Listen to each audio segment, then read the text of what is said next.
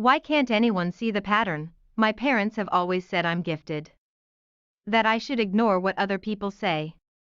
That they don't understand. That me being diagnosed with autism spectrum disorder at 7 years, 3 months, and 8 days old isn't a bad thing. It's my superpower. I can see things that no one notices. I notice the patterns that no one else can see. And still, no one listens. No, no one wants to believe. Would you if a young girl aged 13 years, 7 months, and 11 days solved the biggest problem facing the world? A singular word that destroys dreams and lives.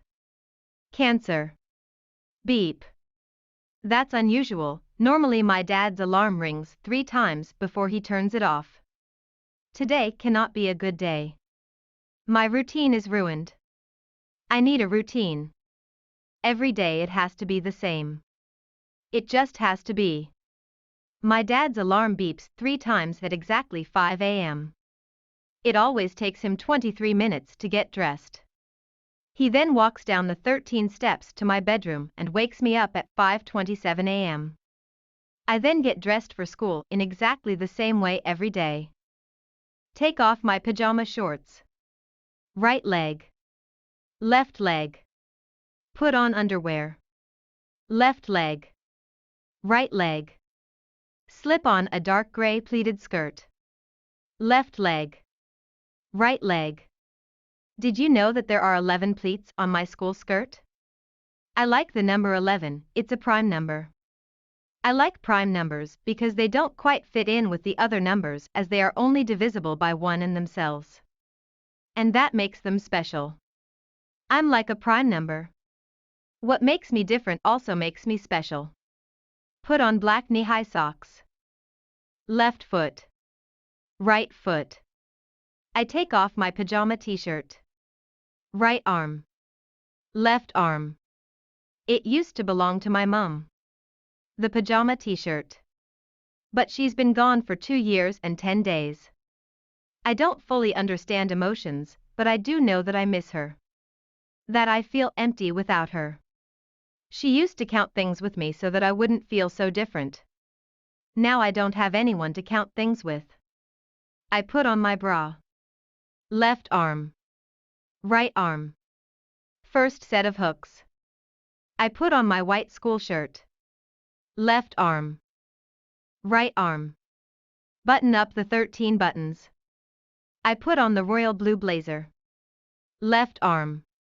Right arm. I fastened the black clip-on tie. There are 11 red diagonal stripes and 22 blue diagonal stripes. I put on my left shoe and fasten it and then do the same with my right. But today is already different. My dad takes longer to get dressed and he then doesn't wake me up. He doesn't make me breakfast, a piece of buttered toast, cut into triangles. Because triangles are the strongest shape. He also doesn't wait for me before leaving for work. Leaving me to walk to school. Today cannot be a good day, my routine is ruined. I need a routine. It just has to be the same. My dad's a doctor, specifically an oncologist.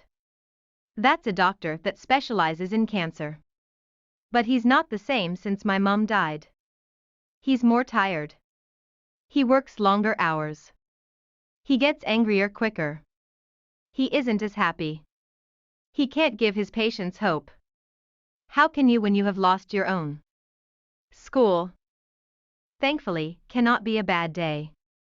I like the routine of knowing what lessons I have when and with who. Today I have double maths, biology, English and chemistry. Today is a good day. I am good at maths and sciences. I recognize the patterns. I remember the formulas. It means it is easier to learn. Easier to get the answers right. Especially when there is only one answer. But English is different. English is far from easy. English is hard. English is difficult. You need to be able to understand what is written between the lines. What the writer is trying to express. The emotions. The details. Painting a picture. Which doesn't really make sense. How can you read between the lines when there are no words written in between the lines? But I managed nonetheless. It's a thing called camouflaging where you copy the behaviors of people around you so they can't tell you are different. It's why it took me so long to be diagnosed. The educational psychologist says it's more common for females to do it than males. It makes autism invisible. Like having an invisibility cloak from Harry Potter. But my mum said it's more like having a chameleon circuit from the TARDIS, but for my autism. It's still there, but people just don't notice it. People aren't very good at noticing things, they miss the patterns. That's my superpower.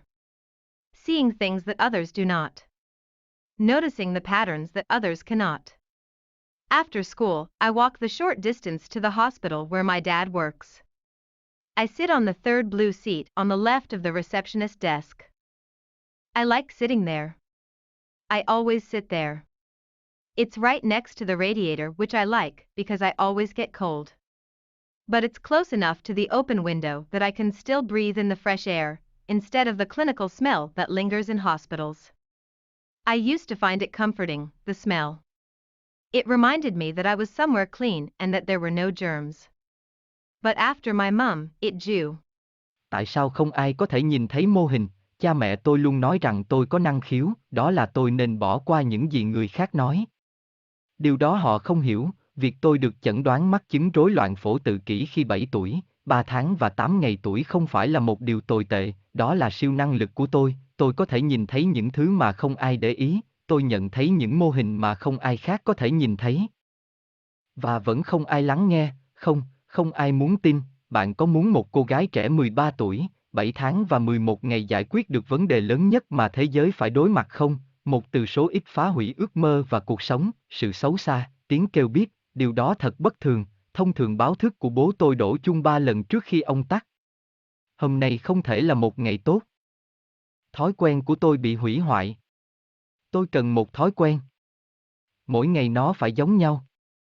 Nó chỉ cần phải được. Báo thức của bố tôi kêu 3 lần vào đúng 5 giờ sáng, anh ấy luôn mất 23 phút để mặc quần áo, sau đó, anh ấy đi xuống 13 bậc thang để đến phòng ngủ của tôi và đánh thức tôi lúc 5 giờ 27 phút sáng, sau đó, tôi mặc quần áo đi học theo cùng một cách hàng ngày, cởi quần đùi pyjama của tôi.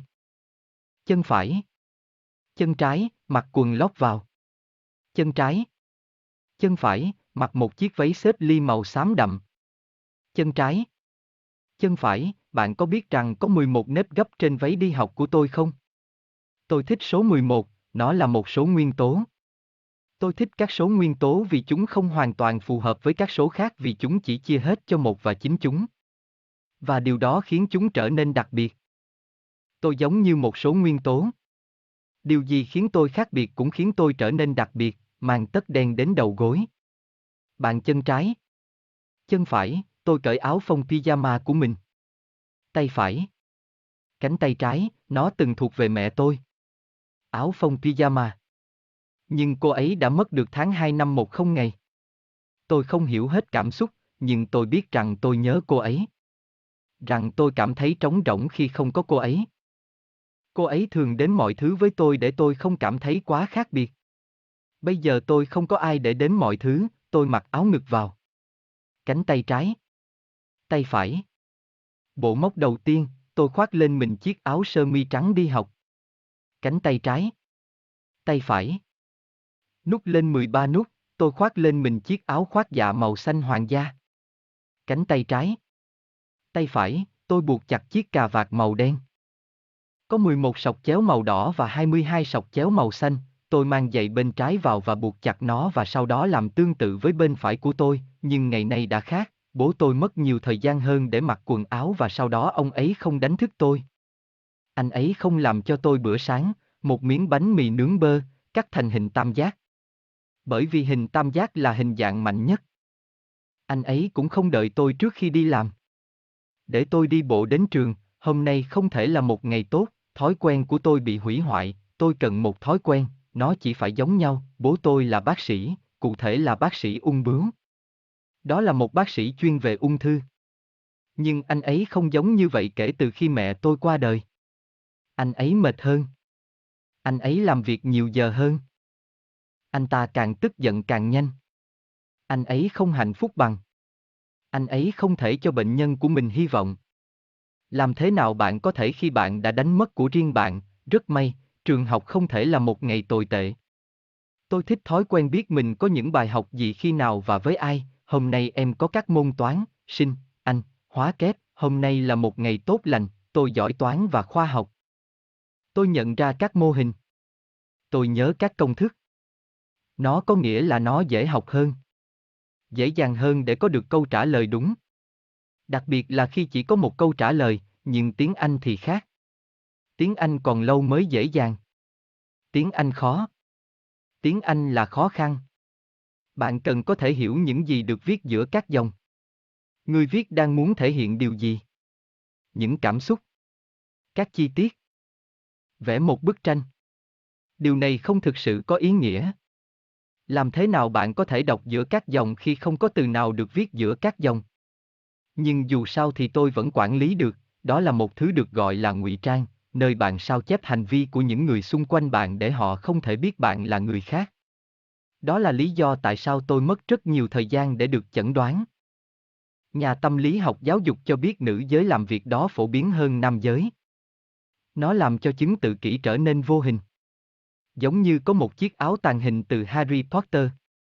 Nhưng mẹ tôi nói rằng nó giống như một mạch tắc kè hoa, từ TARGIS, nhưng đối với chứng tự kỷ của tôi.